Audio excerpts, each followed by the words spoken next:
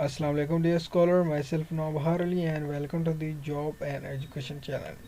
Today we are discussing about how to edit file and how to edit assignment in MS Office Word.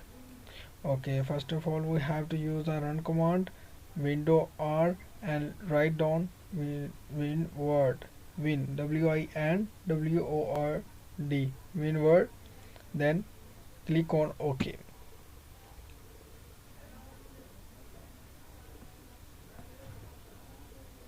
Okay, we have a select and documents.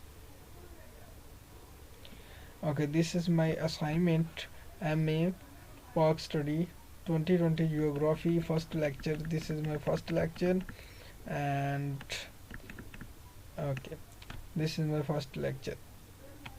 Now I am change this format. For example,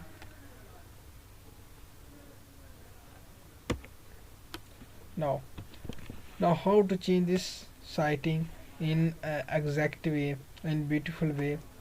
We are select this column with control plus shift and navigation key right key. Okay, we are select this sentence and click on control plus E. Now it is in the middle. Now we are doing same it. Okay, then everything is okay. No, this is not okay because it is not at the middle of the column.